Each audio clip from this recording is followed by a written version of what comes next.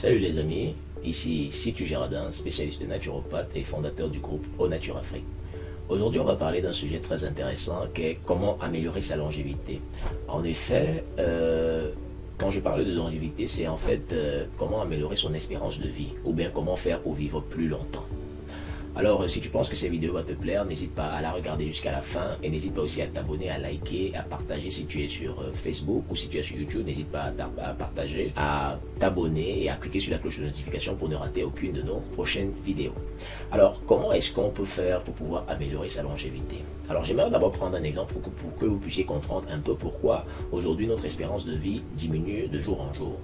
Alors, je prendrai l'exemple simplement d'une voiture ou d'un véhicule qu'on achète et que si l'utilisation de véhicules est excessive, ça veut dire qu'on part, on file trop, on charge trop de passagers à l'intérieur du véhicule, on utilise notre véhicule de manière quotidienne, tout le temps. Ce véhicule va vite vieillir par rapport à quelqu'un qui utilise son véhicule de la manière la plus simple possible, c'est-à-dire qu'il ne fait pas trop d'excès de vitesse, il ne remplit pas trop il ne surcharge pas son véhicule avec des passagers, etc. Donc, en fait, pour simplement dire que le processus de vieillissement à l'intérieur du corps est pratiquement similaire, c'est-à-dire que si on accélère trop vite, si on fait des choses de manière très rapide et on croît trop vite, effectivement, notre vieillissement va aussi vite s'accélérer pour les différentes raisons que je vais donner ici. Alors, la première des choses qu'il faut noter, c'est que pour pouvoir augmenter son espérance de vie, l'important, ce serait d'abord de commencer par réduire les calories qu'on consomme. Comment? Déjà, selon une étude qui avait été menée par le docteur Clive McKay, une étude sur les rats, il a essayé de faire une restriction calorifique chez ces rats-là. Donc, il a fait deux groupes de rats, dans lesquels l'un, il a fait une restriction calorifique et l'autre, il a donné tous les différentes calories que ces rats avaient besoin.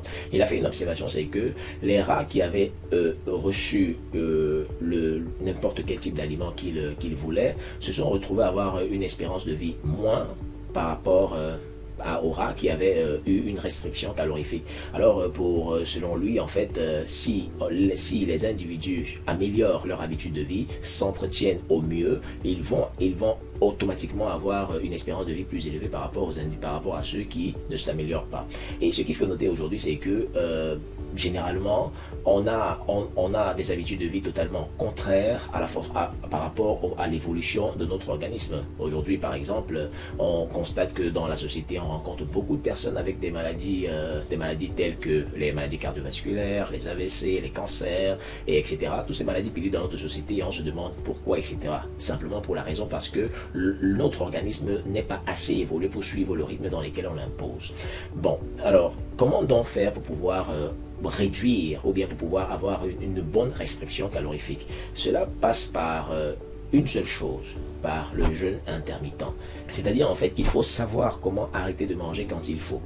Manger est un besoin physiologique dont le corps a besoin. Ce n'est pas quelque chose auquel on doit faire seulement par plaisir, mais on doit le faire parce que c'est un besoin que le corps nous l'a imposé à un certain moment et il faut arrêter quand le corps n'en a plus besoin, sinon on est en train d'augmenter la quantité de calories à l'intérieur du corps qui n'est plus nécessaire et qui peut entraîner beaucoup d'autres désordres. En fait, je dirais donc maintenant pourquoi effectivement la restriction calorifique est importante et peut augmenter notre longévité. La première raison est que la restriction calorique permet déjà de diminuer le taux de graisse à l'intérieur du corps. Vous savez, quand on fait un jeûne intermittent, on réduit la quantité de graisse à l'intérieur du corps parce que simplement, quand on consomme par exemple des aliments tels que les glucides, qui est dans la majorité de notre alimentation aujourd'hui, ces différents glucides-là en excès à l'intérieur de l'organisme va créer des graisses. Et ces graisses-là vont s'infiltrer à l'intérieur de nos organes et vont désorganiser notre système. Donc, une restriction calorifique permet déjà de baisser les graisses. La deuxième des choses, c'est que la restriction calorifique va permettre de diminuer la modulation de la survie cellulaire. C'est-à-dire que ça va permettre de favoriser l'apoptose. L'apoptose qui n'est qu'un programme de destruction des cellules vieillies, n'est-ce pas, dans le but de les remplacer par de nouvelles cellules jeunes. Donc, dans le cadre d'une restriction calorifique, d'un jeûne intermittent, le corps va augmenter ou bien va permettre de mieux moduler cette fonction-là, de nettoyer le corps des cellules vieillies et de favoriser la multiplication de nouvelles cellules jeunes. Et ces cellules jeunes-là vont nous redonner, vont redonner à notre métabolisme un boost pour lui permettre permettre de mieux fonctionner. La troisième raison pour laquelle la restriction calorifique est importante pour notre corps, elle va permettre de réduire la résistance à l'insuline. La résistance à l'insuline, on sait très bien que l'insuline, c'est une hormone qui permet de capter les nutriments, pratiquement le glucose, pour pouvoir le transférer à l'intérieur du foie, auquel le foie va le stocker une partie sous forme de glycogène et l'autre partie il va transformer en graisse quand il est en excédent.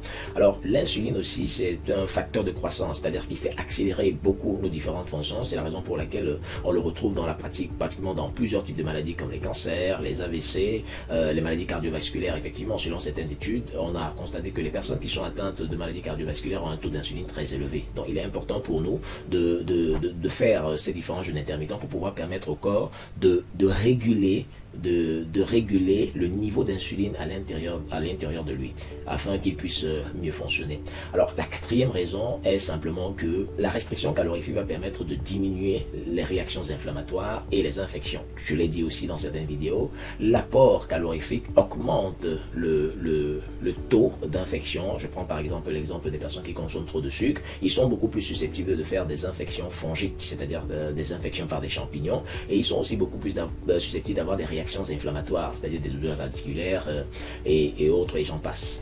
Alors, une autre raison pour laquelle la restriction calorifique est aussi importante pour le corps, c'est qu'elle va permettre d'augmenter la production des hormones anabolisants. En fait, les hormones anabolisants vont favoriser la production des hormones de croissance. Et ces hormones de croissance vont augmenter la fabrication des cellules jeunes. C'est-à-dire que après l'apoptose, il y a la production de nouvelles cellules pour pouvoir augmenter ou bien pour pouvoir permettre au corps de mieux travailler, ou bien c'est un peu comme quand on a une machine qui est déjà vieillie et qu'on a envie de la rajeunir ou bien qu'on a envie de la restaurer, on change de nouvelles pièces. Donc, la restriction calorifique va permettre de changer les anciennes cellules vieillies par la production de nouvelles cellules vieillies au travers des hormones de croissance. Donc restreindre nos calories favorise le rajeunissement aussi. Et aussi une autre raison, c'est que quand on restreint nos calories, on diminue la quantité de radicaux libres à l'intérieur du corps. Les radicaux libres en fait sont des substances qui sont dépourvus d'un électron et qui, quand ils circulent à l'intérieur du corps, causent beaucoup de dommages. Alors, le fait d'arrêter l'apport calorifique, n'est-ce pas, fait en sorte que l'organisme puisse avoir le temps de pouvoir se débarrasser des différents radicaux libres qui sont à l'intérieur de nous, et aussi cela aura pour effet d'augmenter ou bien de favoriser au corps de mieux fonctionner et de l'épargner de beaucoup d'autres troubles. Donc voilà en quelque sorte des différentes raisons pour lesquelles la restriction calorifique peut nous aider à augmenter notre longévité, car elle va nous mettre à l'écart des différentes pathologies qu'on rencontre beaucoup dans notre ère, c'est-à-dire que le diabète de type 2, les maladies cardiovasculaires, les AVC, les cancers, etc. sont des pathologies ce sont des pathologies chroniques, des pathologies dégénératives comme la maladie de Parkinson, l'Alzheimer, n'est-ce pas? Alors, ces différentes pathologies-là, alors le fait de contrôler ses habitudes de vie, d'avoir une bonne alimentation, nous met à l'écart ou bien nous protège de tous ces différents problèmes-là. Alors, ce que je vous conseillerais aussi aujourd'hui, ce serait de connaître en fait ce dont vous avez besoin, quelles sont les habitudes qui ne sont pas nécessaires pour vous. Alors, ce que je vous conseillerais simplement, c'est de savoir gérer vos différentes habitudes de vie. Si vous savez gérer vos différentes habitudes de vie, rassurez-vous, vous allez vivre assez longtemps sur cette terre. Vous serez épargné de toutes les différentes pathologies qui minent la société aujourd'hui, parce qu'une personne aujourd'hui, quand elle a déjà à un certain âge et qu'elle fait certaines pathologies, on dit non, c'est tout à fait normal de faire ces différentes pathologies-là parce que vous avez déjà de l'âge, etc. Mais non, ce n'est pas le cas. C'est simplement parce que la croissance ou bien l'évolution avec laquelle il avance ne conforme pas avec son métabolisme interne, ce qui fait en sorte que le corps n'arrive pas à maîtriser cela, et forcément créera tous ces différents types de pathologies à l'intérieur de lui. On rencontrera des hommes à un certain âge, déjà au niveau de la quarantaine, souffrir des problèmes de prostate, et pourtant ce sont des personnes assez jeunes. On rencontrera des gens, hommes ou femmes, souffrir déjà de diabète de type 2, souffrir des maladies cardiovasculaires, de l'hypertension et toutes ces maladies chroniques qu'on connaît aujourd'hui. Et pourtant, on pouvait bien l'éviter si on avait seulement équilibré nos différentes habitudes de vie.